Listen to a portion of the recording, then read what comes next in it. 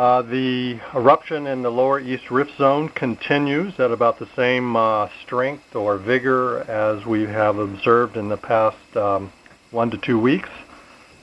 Lava is upwelling from Fissure 8, forming a lava fountain and flowing through a channel all the way to the ocean. At the ocean, the flow front is quite wide. It's approaching a mile wide, and lava is entering the ocean at multiple spots along that flow front. We've not seen any detected change in the vigor of the eruption at this point.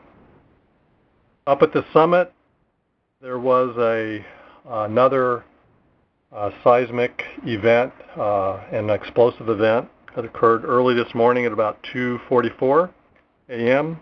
Hawaii time. This event followed 12 to 24 hours of increased seismic activity, very similar to the pattern of the explosive seismic events of the past 1 to 2 weeks. This particular event was accompanied by additional subsidence of the crater floor right next to the Mau crater rim. One of our stations showed a lowering of about 10 feet as a result of last night's explosive event.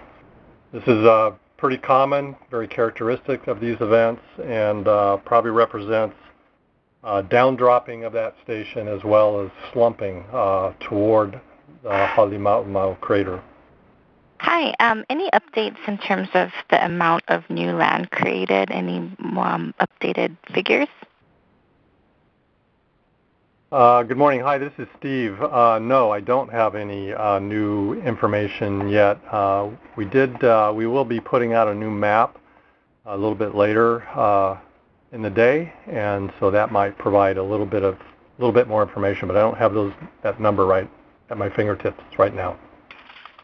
Thanks. Hi, I had another question. So when it was announced yesterday that there were some 600 homes estimated to have been lost in this latest volcanic the eruption event since May 3rd, all told, I just wanted to know. I know you guys don't track homes, but I think you know something of the history of other destructive earthquakes. And from what I can tell, this was. I talked to somebody. I got a hold of a scientist, Dr. Snellen from University of Dr. Rowland from University of Hawaii in Manoa, and he said he was sure this was certainly the most, in terms of property damage or property losses, this would have been the most destructive earthquake in the United States since the 1980 eruption of Mount St. Helens. And I don't know if is there anything going back, but I know there was the Katmai earthquake in Alaska, but this was out in the middle of nowhere. I think there was a Lassen Peak quake in 1915. Again, that was pretty. I doubt there was a whole lot in terms of property losses out there. Or is there anything else either on Hawaii or Alaska or anywhere else anybody knows about, or the Cascades that has since going back further than Mount St. Helens that destroyed this many properties in one go? Hi, this is Steve. Just to clarify, the different events that you're describing were volcanic eruptions, not earthquakes. And I think Scott's, Dr. Rowland's estimation is accurate, that this eruption has covered more homes and property than the eruptions at Kilauea, say during 1990 and 91, when Kalapana was covered with lava, and also more homes and property lost this time around compared to 1955 and 1960 at Kilauea. Okay, thank you. I misspoke. Of course, I meant volcanoes, not earthquakes.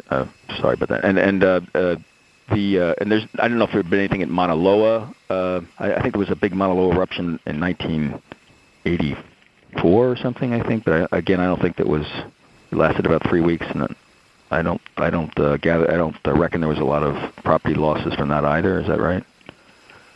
The 1984 eruption of Mauna Loa did not generate lava flow that moved into a subdivision like the lava flows of the past 4 weeks.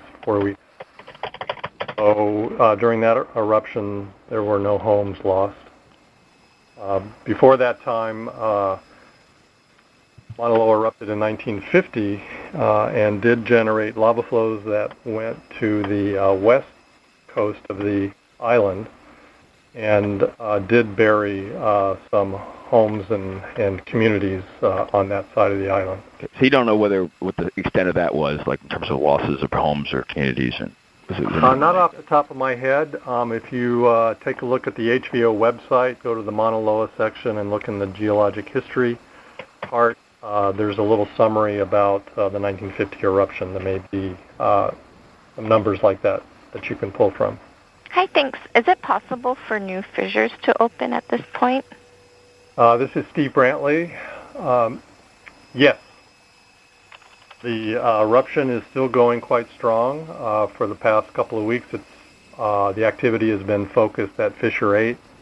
It certainly is possible for some of the other fissures to become active, or perhaps for even a new segment or new fissure segment to become the eruption site in the near future. But just want to make it clear, this is not something that we're predicting. We can't really predict that. What we try to do is to measure keep track of the overall rift zone and where it's becoming pressurized as perhaps an indication to say where an additional extrusion or a new fissure might form.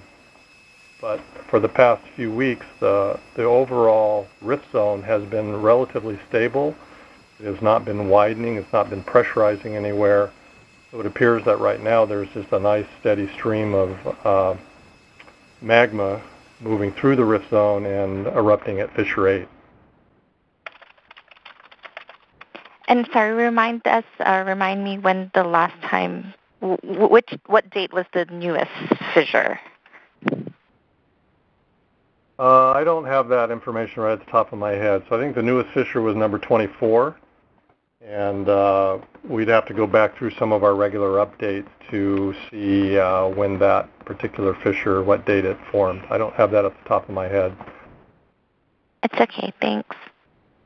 So as a follow-up to that question about whether new fissures are possible, one of the things that we try to focus our field efforts on, both during our overflights, which we do 3 times a day now, and also during our field work in the area, is to try to track formation of the existing or the development of the existing ground cracks, whether they're widening or extending a longer distance, how much steam may be coming out of those ground cracks, and even the temperature, as a way to try to anticipate perhaps those cracks becoming a new fissure, active fissure. And so far, we've not seen very much change in those ground cracks just uprift of where the fissure complex is located right now.